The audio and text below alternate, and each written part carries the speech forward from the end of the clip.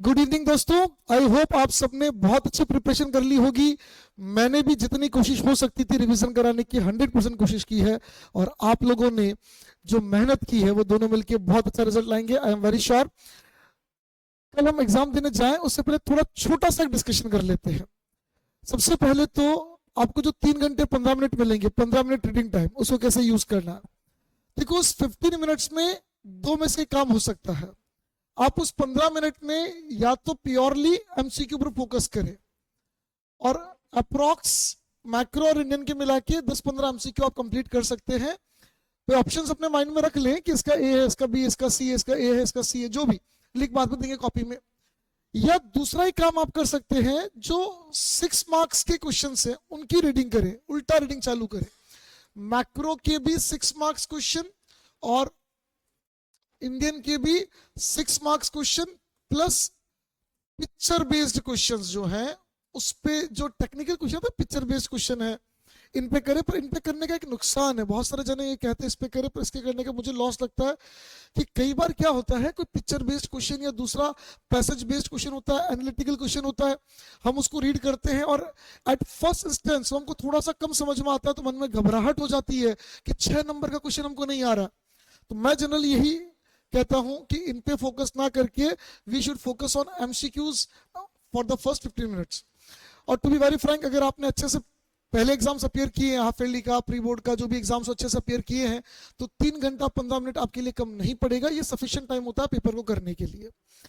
अब picture based questions में किस तरह से सॉल्व करना, अपन कुछ ट्रिक्स पे बात करेंगे आज, कुछ छोटी छोटी बातें समझेंगे। पहले तो जैसे ही हमारे अभी पिक्चर दे रखी थी, अपना जो सीबीएसई का सैंपल पेपर था, इस पिक्चर के साथ साथ फोकस करो इस पे क्या लिखा है। यहां लिखा है मेंबर ऑफ पार्लियामेंट, यहां लिखा है विलेजेस, यहां बोला हेल्थ एंड एजुकेशन। यानी बेसिकली बात कर रहा है कि जो मेंबर ऑफ पार्लियामेंट्स हैं वो गांव के अंदर हेल्थ, एजुकेशन, जो बेसिक एनिमिटीज है, जो बेसिक डेवलपमेंटल इंफ्रास्ट्रक्चर है वो प्रोवाइड कराए। यानी ये जो सांसद ग्राम योजना थी वो इस तरीके से थी।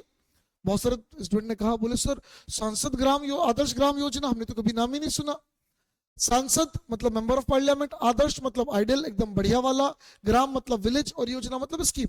यानी गवर्नमेंट ऑफ इंडिया ने एक स्कीम निकाली कि हर मेंबर ऑफ पार्लियामेंट को अपने एरिया में कुछ विलेजेस आपको अडॉप्ट करने हैं और उनमें एकदम आइडियल विलेजेस बना के दुनिया को दिखाना, अपने कॉन्स्टिट्यूंसी में दिखाना कि विलेजेस इस तरीके से काम कर सकते हैं। तो बाकी विलेजेस भी उनसे सीखेंगे और उनका ग्रोथ होगा, डेवलपमेंट होगा। इतनी योजना सर हमको नहीं पता, कोई बात नहीं पता, पर ये मेंबर ऑफ पार्लियामेंट दिख रहा है, विलेजर दिख रहे हैं, हेल्थ एजुकेशन दिख रहा है, तो इतना तो लिख सकते हैं। देखो, मैं बिल्कुल वापस क्लियर करूंगा, पिक्चर बेस्ड क्वेश्चन या कोई भी ऐसा technical question out of box आ जाता है जिसका जनरल इकोनॉमिक इन्वायरमेंट से, पॉलिटिकल इन्वायरमेंट से ज्यादा लेना देना हमारे सिलेबस से नहीं दिख रहा हमको क्वेश्चन, बिल्कुल क्वेश्चन एकदम जनरल नॉलेज के ऊपर आ गया। आपकी इंग्लिश अच्छी होनी चाहिए, अच्छे लैंग्वेज में, अच्छे शब्दों में जो सामने दिख रहा है उसको लिख दो, यू विल गेट मार्क्स। यानी मेंबर ऑफ पार्लियामेंट, गांव और हेल्थ एजुकेशन। तो अब हम इसके ऊपर अच्छी लैंग्वेज में इस बात को डिटेल करके लिखे कि जो मेंबर ऑफ पार्लियामेंट्स हैं वो अपनी कॉन्स्टिट्यूंसी में जो विलेजेस हैं उनके अंदर बेसिक इंफ्रास्ट्रक्चर डेवलप करे, एजुकेशन के लिए schools, colleges, hospitals, medical facility के लिए डेवलप करे और विलेजेस को डेवलप करने पे काम करे। अपन ये लिख सकते हैं। जैसे ये क्वेश्चन था, अब ये ट्रेंड वगैरह अपने को रीड करने पड़ेंगे। सब लोग ट्रांसपोर्टेशन, रूरल डेवलपमेंट, दो का ट्रेंड देखो। रूरल डेवलपमेंट बढ़ा नेक्स्ट ईयर, उसके नेक्स्ट ईयर वापस कम हो गया। ट्रांसपोर्टेशन कंटिन्यूसली बढ़ रहा है, कंटिन्यूसली बढ़ रहा है तो कंटिन्यूसली बढ़ रहा है ऐसा लिखेंगे, और बढ़ के घट रहा है तो वो मतलब जो सामने आपको दिख रहा है पिक्चर बेस्ड क्वेश्चन में उसके ऊपर फोकस करो। उस पिक्चर में अगर कुछ वर्ड्स यूज किए गए हैं उस पिक्चर में, जैसे यहाँ पे मुझे क्या दिख रहा है, यहाँ पे मुझे चिमनी धुआं निकालते हुए दिख रही है, यानी हम बात करेंगे इंडस्ट्रियलाइजेशन के कारण। देखो चिमनी इंडस्ट्री में लगती है ना, व्हीकल नहीं दिख रहा है यहाँ पे। मैं सिर्फ पोल्यूशन की बात नहीं करूंगा, मैं कौन से पोल्यूशन की बात करूंगा, इंडस्ट्रियल पोल्यूशन की बात करूंगा। तो इंडस्ट्रियलाइजेशन से पोल्यूशन हो रहा है, कैसे दूर करें, इंडस्ट्रीज के लिए स्ट्रिक्ट नॉर्म्स बनाओ कि वो बहुत ज्यादा पोल्यूशन ना निकाले, उनके लिए कुछ पोल्यूशन के स्टैंडर्ड्स सेट होने चाहिए कि आप चाहे एयर हो चाहे वाटर हो, जब आप अपने यहां से वेस्ट को डिस्चार्ज करो तो इस स्टैंडर्ड्स का फॉलो करना पड़ेगा। जैसे एक पिक्चर मुझे दिख रही है, यहाँ फुटपाथ पे लोग बेच रहे हैं, लोग खड़े खरीद रहे हैं। अब फुटपाथ पे लोग बेच रहे हैं मतलब ये फॉर्मल सेक्टर हुआ कि इनफॉर्मल सेक्टर हुआ? इनफॉर्मल सेक्टर हुआ, क्लियर है?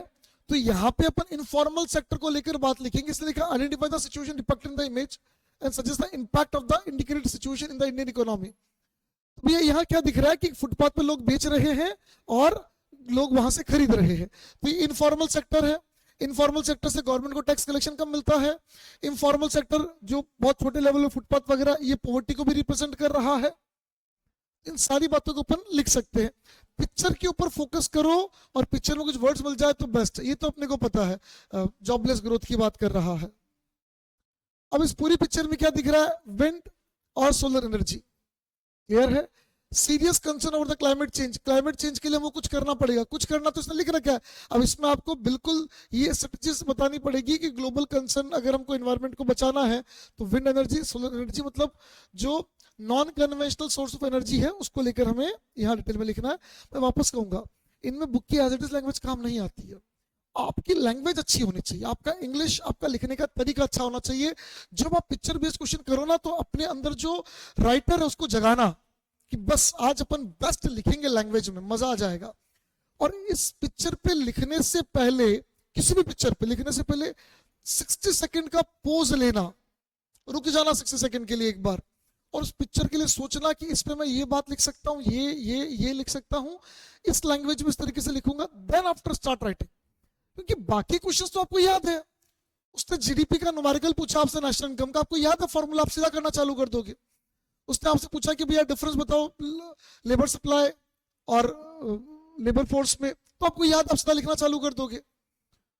उसने आपसे कोई भी डायरेक्ट क्वेश्चन पूछा आप लिख लोगे, पर पिक्चर बेस्ड क्वेश्चन में वी हैव टू फ्रेम, तो 60 सेकंड एटलीस्ट, और 99.99% टाइम कम नहीं पड़ता, मैं वापस कह रहा हूं 60 सेकंड एटलीस्ट पोज लेना है। अपने को इसके बारे में सोचना है कि क्या लिखे, फिर मन में लैंग्वेज बनानी अच्छी वाली, शानदार वाली लैंग्वेज, कि एग्जामिनर पढ़ के अपने आप में ठंडा पड़ जाए कि नहीं यार इसने इतना अच्छा लिखा है तो शायद कुछ बढ़िया ही लिखा है, लैंग्वेज जोरदार है। वो खुद कंफ्यूज हो जाए कि यार इतना शानदार लैंग्वेज लिखा तो बढ़िया ही लिखा होगा, नंबर दे दे। ये नंबर मिलते हैं, आप समझना, लैंग्वेज मैटर करेगी यहाँ पे। अब ये क्लियर दिख रहा है कि सूर्य की किरणें जो आ रही है वो यहाँ रुक रही है, ग्रीन हाउस गैसेस वर्ड यहाँ पे यूज हुआ है, और टेम्परेचर बढ़ रहा है, ये क्लियर रिप्रेजेंट किया। तो हमको ग्लोबल वार्मिंग के ऊपर यहाँ पे लिखना है।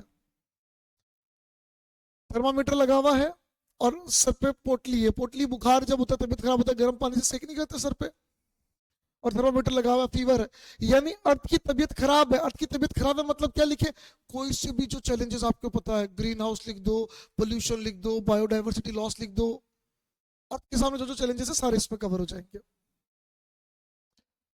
ये क्वेश्चन है कि भैया इंडिया के पास पैसा जो आता है बजट में कहां से आता है। कॉर्पोरेशन टैक्स, मतलब 1 रुपए अगर हम टोटल मान लेते, 21 पैसा कॉर्पोरेशन टैक्स है, रिकवरी ऑफ लोन। अब recovery of loan is capital receipt, non tax revenue, revenue receipt है GST, revenue receipt income tax, revenue excise duty, revenue custom, revenue borrowing and other liability capital है, corporation tax revenue. हमको इसमें revenue और capital का division ही करना था। तो examples अगर आपको अच्छे से ध्यान है आप आराम से कर पाओगे। इसमें 2 ही कैपिटल दिख रहे हैं, recovery of loan and borrowing. Clear पेड़ बता रहा है कि पिक्चर में पेड़ कटे हुए हैं, ये पेड़ कटा हुआ दिख रहा, पेड़ पड़े हैं, खाली जगह दिखा रही है, आगे और पीछे पेड़ है, मतलब आगे वाले कट गए, पीछे वाले और कटेंगे। तो ये हो गया deforestation. Deforestation, soil erosion topic है हमारे पास, छाप सकते हैं। ये अर्थ हाथों में ले रखा है, ऊपर लिखा सस्टेनेबल डेवलपमेंट। यहां देखो साइकिल चलाते हुए दिखाई गई है, विंड एनर्जी दिखाई गई है, क्लियर है। और एक भी घर जो है उसमें एसी का ऐसा वेंटिलेशन दिखा है, खिड़कियां दिखाई है वेंटिलेशन के लिए। ये कह रहा है in the light of the given image identify and explain any one, कोई भी एक स्ट्रेटजी, आप विंड एनर्जी को उठा लो, है ना, साइकिलिंग को उठा सकते हो कि use of non polluting vehicles की तरह बात कर सकते हो, बेस्ट विंड एनर्जी को उठाओ। बुक में आपका कंटेंट पढ़ा हुआ ऑलरेडी, सीधा लिख पाओगे। अब मैंने कहा ना पिक्चर में कुछ लिखा हुआ हो तो उसको पकड़ो, wind, water, geothermal heat, geothermal heat, geothermal heat यानी पोल्यूशन की और ग्लोबल वार्मिंग की बात भी कर रहा है। सूर्य की रोशनी आ रही है और वो इलेक्ट्रिसिटी जनरेट कर रही है, तो ये इलेक्ट्रिसिटी जनरेशन की बात भी कर रहा है, यहाँ पे विंड एनर्जी की बात कर रहा है, और पानी के थ्रू इलेक्ट्रिसिटी जनरेट करने की भी बात कर रहा है, क्लियर है।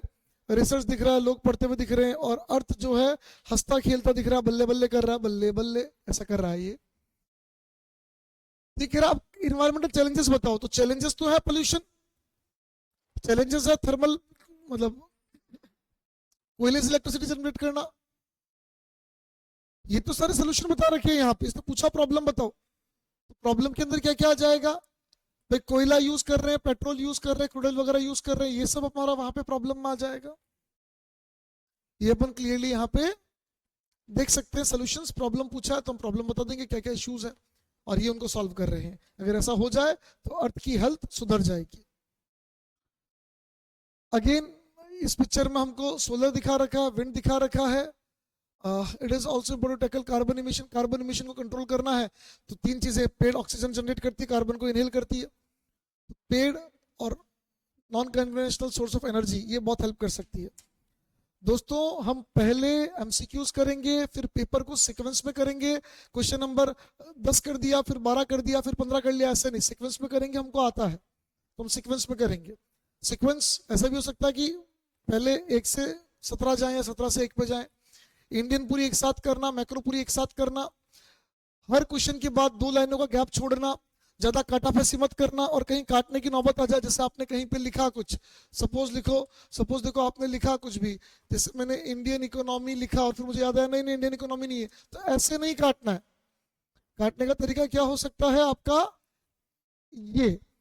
तो साफ सफाई मेंटेन करनी है कॉपी के अंदर, हर आंसर के बाद 2 लाइनें छोड़नी है, 15 मिनट के गैप में एमसीक्यूज करने हैं, क्वेश्चन सीक्वेंस में यथासंभव करने हैं। अगर ना हो पाए तो ठीक है, फिर अपन देखेंगे। पिक्चर बेस्ड क्वेश्चन कभी भी आएगा तो 60 सेकंड का एटलीस्ट पोज लेंगे। कोई भी क्वेश्चन ऐसा होगा जो हमारी क्रिएटिव राइटिंग पे होगा कि बताओ आपके हिसाब से पोल्यूशन को कम करने के लिए क्या क्या कर सकते हैं, ऐसे किसी क्वेश्चन में आंसर फ्रेमिंग के लिए हम 60 सेकंड्स लेंगे। और पैसेज बेस्ड जो क्वेश्चन आएगा उसमें कुछ भी आपको पूछा, पैसेज कुछ लिखा फिर बोला टाइप्स ऑफ मनी, तो टाइप्स ऑफ मनी वो नहीं जो आपने बुक में पढ़ी हो, fiat money, fiduciary money. Types of money वो जो उस पैसेज में हो। पैसेज में कुछ नहीं हो तो बुक से, यानी पैसेज के बाद कोई क्वेश्चन होगा तो सबसे पहले उस पैसेज में से आंसर ढूंढना है। पैसेज में कुछ नहीं हो तो कहां जाएंगे हम, बुक में जाएंगे। तो दोस्तों I wish U a very very very good luck. मैंने अपनी तरफ से पूरा प्रयास किया दोस्तों और मुझे पूरी उम्मीद आप बहुत अच्छा स्कोर लेके आएंगे। दिल से आप सभी को मैं ऑल द बेस्ट बोलना चाहता हूं, बहुत अच्छा स्कोर लेकर आना। Thank you.